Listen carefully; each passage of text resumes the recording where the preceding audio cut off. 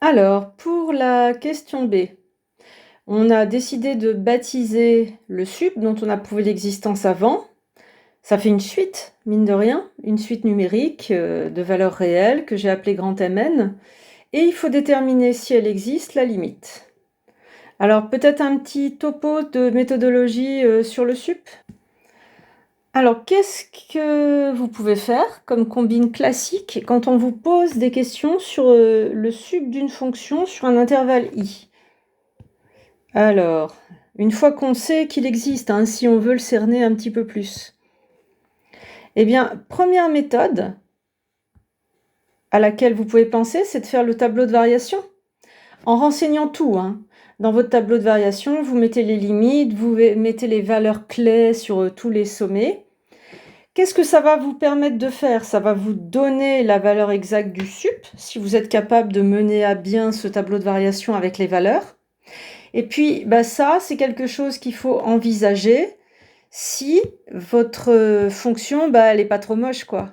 Il faut quand même que votre calcul de dérivée et l'étude du signe, ça reste rapide et raisonnable. Donc, ce ne sera pas toujours le cas. En L2 maths, on peut vous donner des fonctions, vraiment, objectivement, elles sont vilaines. Et donc, il ne faudra peut-être pas aller systématiquement vers cette méthode. Et du coup, qu'est-ce qu'on a d'autre comme méthode si on ne veut pas faire le tableau de variation? Eh bien, on peut songer, on peut choper des infos sur le sup, peut-être moins précises que la valeur exacte, mais suffisantes par rapport à la question posée. Je vous explique. Donc, en méthodologie classique, on a ce que j'appelle trouver des comparaisons. Donc, ça consiste en quoi? Eh bien, vous pouvez, par exemple, majorer votre fonction f sur l'intervalle par une fonction g plus simple. Et si la fonction g est plus simple, on peut choper son sup à elle, sous réserve qu'il existe, peut-être plus facilement, et on obtient cette comparaison-là. Le sup de f sur i plus petit que le sup de g sur i. Et parfois, ce genre de majoration suffira selon la question posée dans l'exo. On peut aussi essayer de trouver une minoration du sup, c'est-à-dire que quand vous choisissez une valeur particulière dans l'intervalle i, ce que j'appelle x indice p, un x particulier, eh bien le sup de f sur i, il est forcément supérieur ou égal à l'image de ce x choisi dans i. Puisque le sup, je vous rappelle que c'est le plus grand, c'est un majorant de l'ensemble des f de xp. Donc en tant que majorant, il majore le f de xp, il majore tous les f de x avec x dans i. Donc il majore celui-là. Donc on a une minoration du sup comme ça, et parfois, vous voyez, en croisant cette info-là et celle-là, on récupère même la valeur exacte du sup si on en a besoin. Donc ça peut être très intéressant de trouver des comparaisons. C'est plus astucieux, moins scolaire que faire le tableau de variation. Donc maintenant que j'ai fait un topo sur les méthodes, qu'est-ce qu'on va faire ici dans notre exo? Eh bien, la fonction, rappelez-vous, moins n x puissance n ln de x, moi je la trouve pas trop moche. Ça me semble assez rapide à dériver. Et donc je vais choisir la méthode du tableau de variation. Je vous épargne le détail des calculs. Je vous rappelle que dans cette question, il faut d'abord, pour que votre démonstration soit élégante et bien rédigée, figer n dans n étoile. Sur 0,1, c'est une manière de présenter la variable x. Je m'intéresse au x de 0,1, 0 exclu. Et notre fonction fn, elle va être dérivable. Je ne m'intéresse pas à la dérivée de fn en 0, je m'en fous pour le tableau de variation. Vous allez voir pourquoi. Donc je dérive, mais je précise bien que je dérive sur 0,1. Donc elle est dérivable parce que c'est le produit de fonctions définies dérivables. Donc le n est constant, et en factorisant, je récupère ça.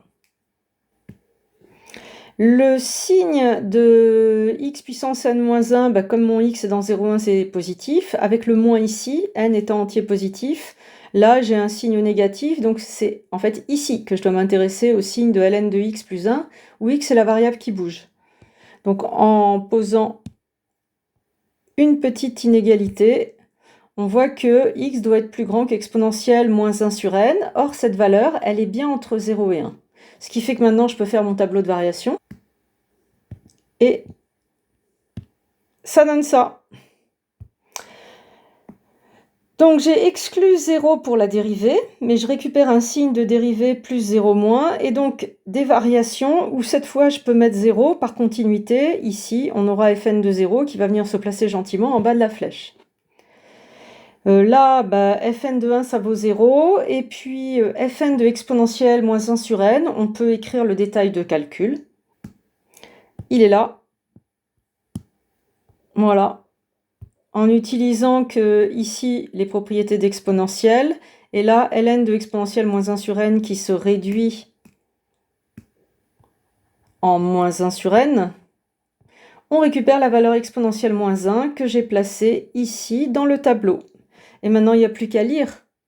Vous voyez bien que le sub de fn, c'est cette valeur-là, exponentielle moins 1, et qu'elle est atteinte pour le x qui vaut exponentielle moins 1 sur n. Je vous rappelle que n est figé dans cet exercice. Du coup, on peut conclure. La valeur grand Mn, c'est le exponentielle moins 1, et cela pour tout n dans n étoiles, puisqu'on avait figé n formel. Si bien que la limite, il n'y a pas de doute, elle existe. C'est la limite d'une suite constante, c'est exponentielle moins 1. Ce qui m'intéresse, c'est qu'on essaye de comprendre graphiquement ce que ça veut dire. Alors voilà, j'ai tracé sur ce GeoGebra 3 courbes qui correspondent à f1, c'est-à-dire la valeur n égale 1, f1 de x, vous voyez, moins x à ln de x, entre 0 et 1. Vous remarquez d'ailleurs que GeoGebra, ça ne l'a pas du tout gêné que je lui mette la valeur 0 pour ln. De lui-même, il a prolongé par continuité. Ici, j'ai mis f2, que GeoGebra a appelé g, et puis en vert, vous avez f3, pour n égale 3. Et puis j'ai tracé ici la droite de valeur exponentielle moins 1, que GeoGebra a appelée p de x par défaut. Donc qu'est-ce qu'on voit? On voit que cette valeur exponentielle moins 1, c'est bien à chaque fois, vous voyez, le sub de f1, le sub de f2, le sub de f3. Qu'est-ce qui a changé? C'est la valeur où est atteinte le sup. Et donc si vous avez bien compris le lien avec ce qu'on a fait analytiquement, vous comprenez que ici, eh bien f1 atteint son sup en exponentielle moins 1 sur n pour n égale 1, c'est-à-dire exponentielle moins 1. f2 atteint son sup, la valeur exponentielle moins 1, pour exponentielle moins 1 sur n avec n égale 2, c'est-à-dire exponentielle moins 1 demi, etc. Ici, vous avez f3 qui atteint son sup en exponentielle moins 1 tiers. Et donc tout est bien cohérent avec notre étude analytique. On se retrouve dans la prochaine vidéo pour corriger la question C.